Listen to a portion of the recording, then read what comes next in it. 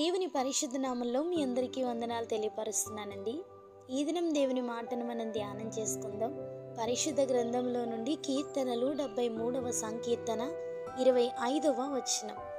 నీవు నాకుండగా లోకములోనిది ఏదియూ నాకు అక్కరలేదు. హల్లెలూయా. దైవజనుడైన మోషే గారు ఇత్రో అను తన మామ మందలను మేపుచు ఆ మందను అరణ్యం అవతలకు తోలుకొని దేవుని పర్వతమైన హోరేబునకు వచ్చినప్పుడు అక్కడ ఒక అద్భుతం మోషే గారి కన్నుల ఎదుట కనబడుతోందండి. ఒక పొద నడిమిని అగ్నిజ్వాలలో యెహోవా దూత అతనికి ప్రత్యక్షమయ్యింది. అతడు చూచినప్పుడు అగ్ని వలన ఆ పొద మండుచుండెను, కానీ పొద కాలిపోలేదు అని మోషే గారు గమనించారు. నేను ఆ తట్టు వెళ్ళి గొప్ప వింత చూచెదననుకొని దానిని చూచుటకు అతడు ఆ తట్టు వచ్చుట యెహోవా చూచెను అని నిర్గమాకాండము 3వ అధ్యాయము 4వ వచనంలో వాక్యం సెలవిస్తుంది. దేవుడు ఆ పొద నడిమ నుండి మోషే మోషే అని అతనిని పిలిచినప్పుడు మోషే గారు చిత్తము ప్రభు అని దేవునికి సమాధానమిస్తున్నారు.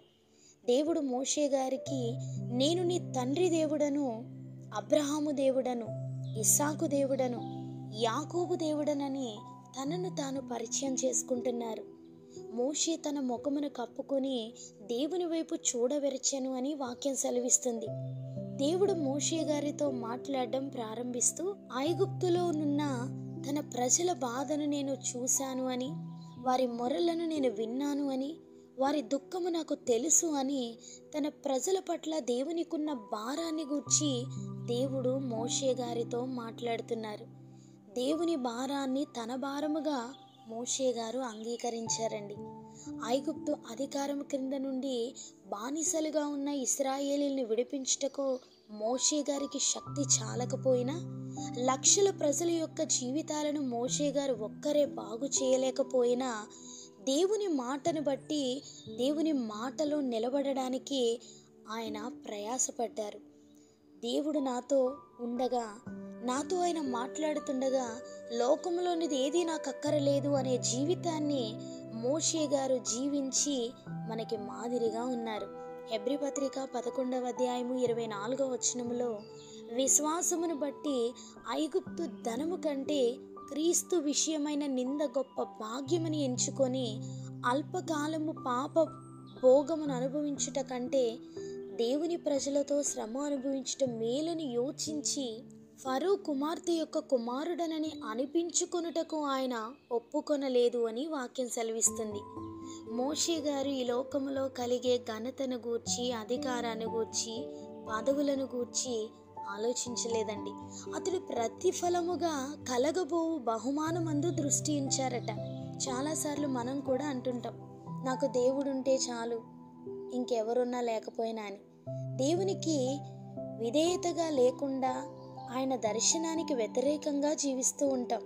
వాక్యాలను గుర్తుపెట్టుకుంటాం, వాటిని పలుకుతుంటాం, వాక్యానికి లోబడి జీవించలేకపోతుంటాం. ధనఘనతల కొరకు దేవునిని నిర్లక్ష్యం చేస్తూ కొన్నిసార్లు మన ప్రవర్తన ద్వారా దేవుని నామానికి అవమానకరంగా జీవిస్తుంటాం. దేవుని మాటను విని మోషే గారు తన జీవితాన్ని ప్రభు సేవ నిమిత్తమై ఆయన చిత్తానికి తన్ను తాను అప్పగించుకున్న రీతిగా ఆ దిశలో కొంతవరకైనా మనం బ్రతకాలని ఆలోచించమండి. అలా దేవునిని వెంబడిస్తున్న మోషే గారు వెనుకకు తిరగక ముందుకే సాగిపోయారు. ఒక వ్యక్తి దేవునితో సహవాసం చేయాలి అంటే, ఆయనతో సహవాసం కలిగి ఉండాలి అంటే లోకములో ఆయన మాటని గొప్పగా ఎంచుకోవాలి. దేవునితో నడవడమైనా, ఆయనలో విశ్వాసంతో ముందుకు కొనసాగించబడమైనా కేవలం వాక్యము ద్వారా మాత్రమే అది మనం సాధించగలుగుతాం. వాక్యాన్ని వింటున్న నమ్మని వారు అనేకులు ఉంటారు. వాక్యాన్ని వక్రీకరించేవారు ఉంటారు. వాక్యాన్ని నిర్లక్ష్యం చేసేవారు ఉంటారు. దేవుని వాక్కునే వారు శ్రద్ధ పెట్టి భయభక్తులతో విననప్పుడు దేవుని గురించి బ్రతకడం చాలా కష్టమవుతుంది ఆత్మీయ జీవితంలో.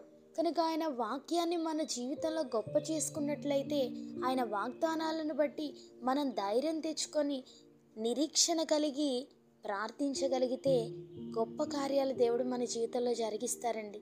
మోషే గారి జీవితంలో అన్నిటినీ కలిగి ఉన్నారు. అయినప్పటికీ వాటన్నిటినీ కూడా విడిచిపెట్టుకోవడానికి ఆయన మాట ఆయనని ఈ లోకంలో బలపరిచింది.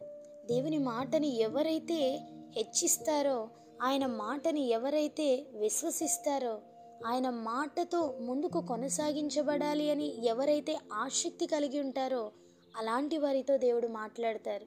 వారి ఉద్దేశాలను సఫలం చేస్తారో వారికి ఆయన ఏ మేలు చేయక మానరండి. ఈ దినాన దేవుడు మనతో మాట్లాడుతున్న ఈ మాటను బట్టి, ఈ లోకంలో ఆయన మనతో మాట్లాడుతుండగా, మనల్ని నడిపిస్తుండగా, ఆయనకి మించి ఈ లోకంలో ఏది మనకి గొప్పగా అనిపించకూడదు.